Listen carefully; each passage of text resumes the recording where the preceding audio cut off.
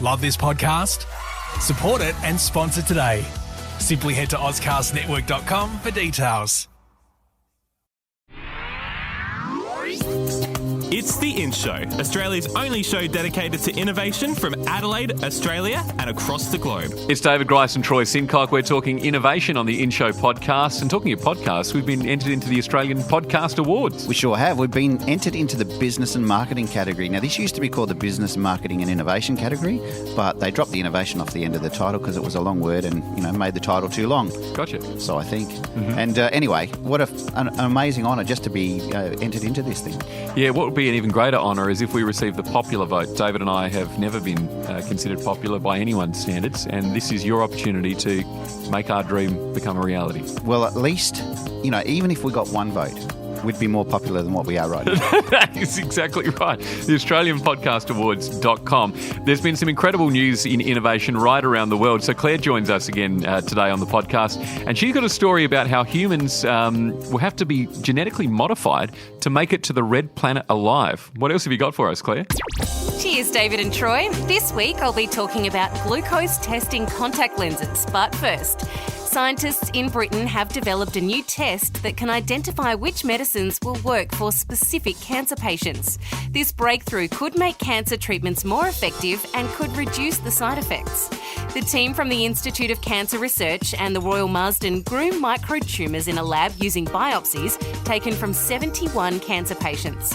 The test involved stomach, bowel and other cancers found within the digestive system that had spread through the body. During the study, the researchers tested different drugs and medicines on each microtumour to find which one had a higher chance of curing the patient.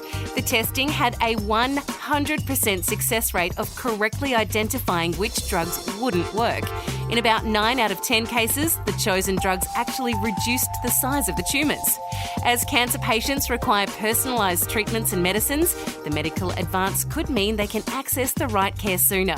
This research has the potential to save so many lives and drastically reduce the amount of suffering. So let's hope this process becomes more widely available. Researchers in South Korea have created a new kind of contact lens that uses microtechnology to test blood sugar levels that could improve the lives of diabetics.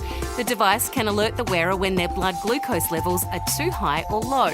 Scientists had to make sure the contact lenses were comfortable and non-harmful. So they used a soft, transparent and flexible material often found in normal contact lenses, but also added glucose sensors, wireless power transfer systems and an LED display. The graphene glucose sensor regularly monitors the glucose levels in the wearer's tears. It sends the information collected to an antenna located inside the lens, which starts up the LED display. If the glucose levels are too high or too low, the LED light activates. Thankfully, we won't have to wait long for this groundbreaking technology. Clinical trials will begin soon, and if they are successful, the contact lenses are expected to become available within 5 years. Elon Musk's dream of colonising Mars doesn't seem too far away from becoming a reality, but there's a big problem: radiation. The humans who make it to the red planet will most likely have to be genetically modified to ensure they're radiation resistant. It's one thing to have protective suits, but it's another to make sure that if those suits fail, the colonists still have a chance of surviving. Around the world, scientists are researching how this can be achieved.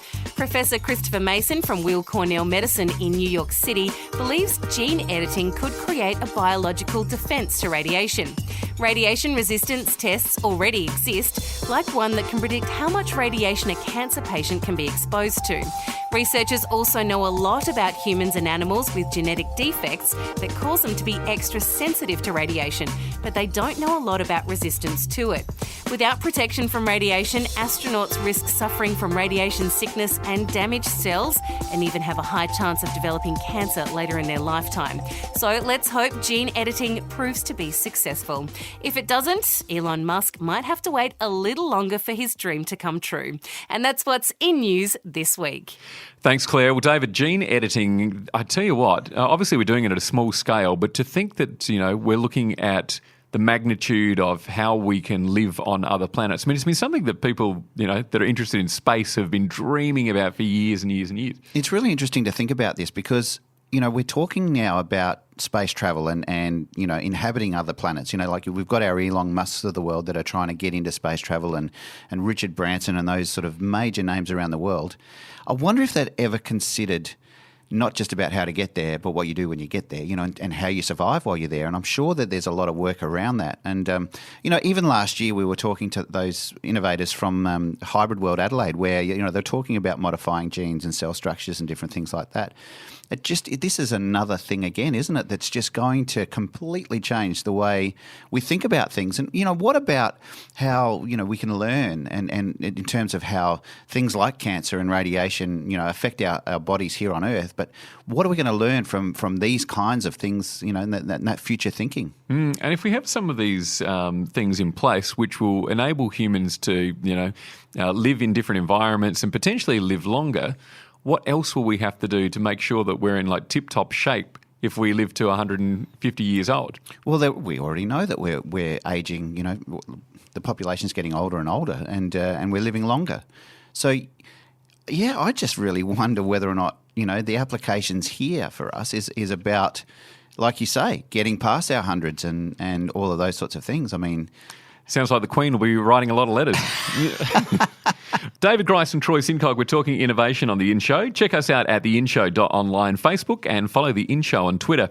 Tomorrow on The In Show podcast, we're going to talk to a lady who's doing some really important work and dealing with innovations that assist refugees, David. That's right, but it's also actually creating around that. So, bringing the tech community around problems that refugees face when they come into countries. It's not just into Australia. This is around the world. The Tech Refugees Hackathon not only happens here in Australia, but it's happening in other countries around the world as well. So if you're in a place that has this event happening, make sure you just jump on and what this is going to do, or what it's already doing, is going to change thousands of lives. Yeah, it's wonderful. It teaches refugees new skills as well as drawing on the skills they already have for the benefit of new communities. Her name's Janine Malcolm from the Tech Refugees Hackathon. It's happening in May. You'll hear her story on the next In Show podcast. The In Show News. Subscribe to the In Show podcast on iTunes. A Dave and the Beanstalk production.